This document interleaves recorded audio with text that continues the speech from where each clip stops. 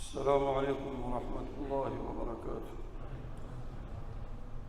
الحمد لله وكفى والصلاة والسلام على من لا نبي بعده وعلى آله وأصحابه الذين أوفوا عهده الذين هم مفاتيح الرحمة ومصابيح الغرض صلى الله تعالى عليه وعليهم وسلم. أما بعد فأعوذ بالله من الشيطان الرجيم. بسم الله الرحمن الرحيم. وَلَقَدْ كَرَّمْنَا بَنِي آدَمَ وَحَمَلْنَاهُمْ فِي الْبَرِّ وَالْبَحْرِ وَرَزَقْنَاهُمْ مِنَ الطَّيِّبَاتِ. اللهم فصل وسلم على سيد الأولين والآخرين وعلى كل ملائكة المقربين وعلى عباد الله الصالحين. معزز سامعین، حقوق انسانیت، اس موضوع پہ آج ہماری بات مختصراً ہوگی۔ قرآن کریم کے اندر اللہ تبارک و تعالی نے تمام مخلوقات میں سے جس مخلوق کو فضیلت دینے کا اور اشرف ہونے کا ذکر فرمایا وہ انسان ہی ہے۔ وَلَقَدْ كَرَّمْنَا بَنِي آدم، ہم نے عزت، شرافت، احترام اور اکرام اگر دیا ہے اور اکرام سے نوازا ہے تو وہ صرف انسان ہی کو نوازا ہے۔ تمام مخلوقات کے اندر اللہ کی ذات نے اسی تخلیق کو اپنی نیابت کا تاج اس کے سر پہ رکھا ہے۔ وَإِذْ قَالَ رَبُّكَ لِلْمَلَائِكَةِ إِنِّي جَاعِلٌ فِي الْأَرْضِ خَلِيفَةً، فرشتوں سے اللہ نے فرمایا کہ میں اپنا نائب اور خلیفہ زمین میں پیدا کرنا چاہتا ہوں۔ اور پھر اللہ کی ذات جب انسان کی تخلیق کی باری آتی ہے تو اللہ فرماتا ہے کہ خَلَقْتُهُ بِيَدَيَّ، اپنے دست قدرت کی طرف اشارہ کرتا ہے کہ میں نے اس کو اپنے ہاتھ سے پیدا کیا۔ وَنَفَخْتُ فِيهِ مِن رُوحِي، اپنی روح اس کے اندر میں نے پھونکی۔ کما یلیق بشانہ، جتنی مخلوقات حضرت جبریل، میکائیل، اسرافیل فرشتے سب کو پیدا کیا کن کہہ کر، لیکن انسان کی تخلیق کی باری آتی ہے تو اپنی ذات اقدس کی طرف اس کی نسبت۔ وجہ اس کی کیا ہے؟ بہت ساری شرافتیں ہیں جو انسان کو عطا ہوئی ہے۔ مخدوم کائنات یہ ہے، سخر لکم ما فی الارض جمیعا، اے انسان جتنی کائنات کے اندر میری مخلوقات ہے سب تیرے لیے میں نے تابع کی ہے۔ اب ایک ظاہری فضیلت ہے کہ اللہ نے حسن صورت اس کو دیا ہے، حسن اعتدال دیا ہے، حسن مزاج دیا ہے، حسن قد و قامت دیا ہے، جبکہ یہ اور چیزوں کے اور جانور یہ جانداروں کے اندر، جانوروں کے اندر نہیں ہے۔ پھر ہاتھ سے یہ کھانا کھاتا ہے، جبکہ تمام دیگر جاندار جتنے بھی ہیں وہ منہ سے کھاتے ہیں۔ پھر وہ مفرد قسم کا کھانا کھاتے ہیں، اور انسان کا کھانا اگر دیکھے تو ایک سالن کے اندر کئی چیزوں کو ملا کے یہ کھاتا ہے وغیرہ وغیرہ۔ یہ تو ایک ظاہری طور پہ۔ اس کے علاوہ جو اصل چیز ہے، عام جانوروں کے اندر اللہ کی ذات نے شہوات اور خواہشات رکھے ہیں، عقل و شعور نہیں رکھا۔ فرشتوں کے اندر عقل و شعور رکھا ہے، خواہشات اور شہوات نہیں رکھا، جبکہ انسان کے اندر یہ تمام چیزیں رکھی ہیں۔ عقل و شعور بھی رکھا ہے، خواہشات بھی رکھے ہیں، شہوات کا مادہ بھی اس کے اندر رکھا ہے۔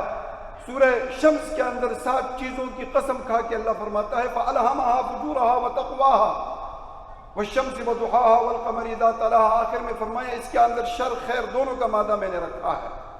اب یہ جس وقت عقل و شعور کو غالب کر دے اور خواہشات اور شہوات کو مغلوب کر دے اس مادے کو، تو یہ اللہ کا برگزیدہ اور ولی اللہ یہ بن جاتا ہے، اور فرشتوں سے اعلیٰ مقام اس کو پھر مل جاتا ہے۔ اسی عقل و شعور سے یہ اپنے مالک کو، خالق کو، رازق کو پہچانتا ہے۔ یہ تو اس کے جو اللہ کی ذات نے اس کو شرافت اور احترام کا مقام دیا۔ بہت سارے فضائل قرآن کریم کے اندر اس کے بیان ہوئے ہیں، مرد عورت دونوں کے لیے۔ وَلِكُلٍّ جَعَلْنَا مَوَالِيَ مِمَّا تَرَكَ الْوَالِدَانِ وَالْأَقْرَبُونَ وَالَّذِينَ عَقَدَتْ أَيْمَانُكُمْ فَآتُوهُمْ نَصِيبَهُمْ لِلرِّجَالِ نَصِيبٌ مِّمَّا اكْتَسَبُوا وَلِلنِّسَاءِ نَصِيبٌ مِّمَّا اكْتَسَبْنَ، مرد جو نیک اعمال کریں گے ان کو اس کا بدلہ، اور عورتیں جو کریں گے اس کو اس کا بدلہ۔ دونوں جنسوں کو، دونوں فریق کا یہاں پہ اللہ پاک نے ذکر فرما دیا ہے۔ اب ایک دوسرے کے اوپر حقوق رکھے ہیں۔ انسان کی جو عزت اور احترام اللہ کی ذات نے رکھا ہے، کعبۃ اللہ سے زیادہ رکھا ہے۔ ان دماءکم واموالکم واعراضکم حرام علیکم کحرمت یومکم ھذا فی شہرکم ھذا فی بلدکم ھذا۔ جس طریقے سے کعبۃ اللہ کی حرمت ہم سب سمجھتے ہیں، اشہر حرم کی سمجھتے ہیں اور عرفات کے دن کی سمجھتے ہیں، نبی کریم صلی اللہ علیہ وسلم نے فرمایا ایک مسلمان کے مال جان عزت خون کی حرمت تجھ سے بھی بڑھ کر ہے۔ اور پھر قیامت کے دن اللہ کی ذات کا شکوہ ہوگا۔ یہ سمجھانے کے لیے حدیث میں آپ کے سامنے بیان کر رہا ہوں کہ انسان سے کتنی زیادہ محبت اللہ کی ذات کی ہے۔ شکوہ آدمی اپنوں سے کرتا ہے، تو ایک نیک صالح بندے سے اللہ شکوہ کرے گا اس کو کھڑا کر کے کہ مرضت فلم تعدنی، میرے بندے میں بیمار ہوا تو نے میری عیادت نہیں کی۔ وہ کہے گا کیف اعودک وانت رب العالمین، پروردگار تو کس طرح بیمار ہوا؟ تو رب العالمین ہے، ان چیزوں سے تو مبرہ اور منزہ، تو سبوح اور قدوس ہے، تو پاک ذات ہے ان تمام نقائص سے، یہ تو مخلوق پہ آتی ہے۔ اللہ آگے سے جواب دیں گے، اللہ فرمائے گا کہ مرض عبدی فلان، میرا فلاں بندہ مریض ہوا، بیمار ہوا، تیرا پڑوسی تھا، تیرا رشتہ دار تھا، تیرا بھائی تھا، تیرے محلہ دار تھا، فلم تعدہ، تو نے اس کی عیادت نہیں کی۔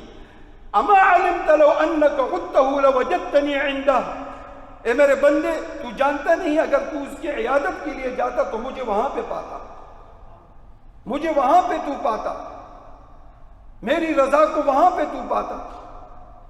میرے محترم، ابو داؤد، ترمذی اور نسائی کی روایت ہے کہ صبح کے وقت اگر کسی کی عیادت کے لیے جاؤ تو شام تک 70,000 فرشتے دعائے مغفرت تمہارے لیے کریں گے۔ شام کو جاؤ تو صبح تک 70,000 فرشتے، اور اس کے ساتھ جنت میں ایک باغ اس کے لیے تیار ہو جاتا ہے۔ اتنی بڑی فضیلت ایک انسان کے ساتھ اللہ کی ذات نے وابستہ کی ہے اپنی رضا کو، اپنی محبت کو، کہ 70,000 فرشتے صرف اس بات پہ لگا دیتے ہیں کہ میرے اس بندے نے اس بندے کی عیادت کی ہے، وہ اس کو میں نے بیمار کیا تھا اور یہ اس کی عیادت پوچھنے کے لیے گیا، خیریت دریافت کرنے کے لیے، لہذا تم اس کے لیے مجھ سے دعائے مغفرت کرتے رہو۔ صحیح روایت ہے یہ۔ اور پھر اللہ کی ذات قیامت کے دن فرمائے گا کہ استطعمک عبدی فلم تطعمہ، کہ میرے بندے نے تجھ سے کھانا مانگا، یہ شکوہ ہوگا۔ تو وہ کہے گا پروردگار تو کھانے سے مبرہ منزہ۔ اللہ فرمائیں گے کہ نہیں، اما علمت لو انک اطعمتہ لوجدت ذلک عندی، یہاں فرمایا کہ اس کا اجر آج میرے پاس تو پاتا اگر اس کو کھانا کھلاتا۔ اسی طرح پانی کا ذکر ہے۔ تو میرے محترم، عرض کرنے کا مقصد یہ ہے کہ انسانی احترام ایک دوسرے کے اوپر لازم اور ضروری اور فرض قرار دے دیا ہے۔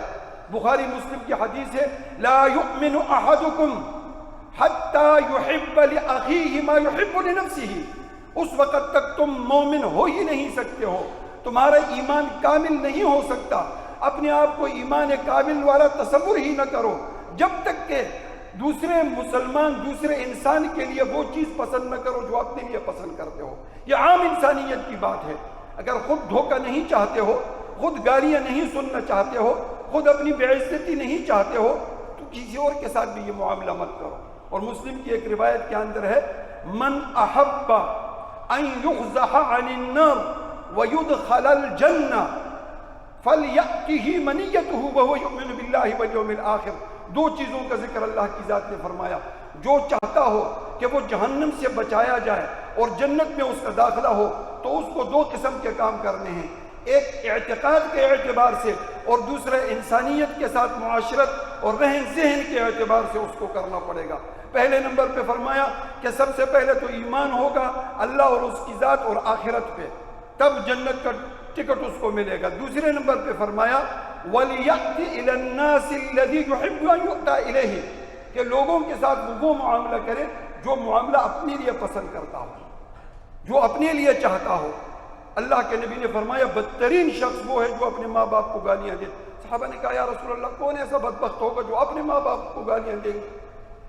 اللہ کے نبی صلی اللہ علیہ وسلم نے فرمایا کہ جو دوسروں کی ماں باپ کو گالیاں دیتا ہے نا، تو وہ ظاہر بات ہے کہ اس کو ماں باپ کو گالیاں دیں گے، اور یہ بدترین شخص کائنات کے اندر اور اللہ کے ہاں ہے۔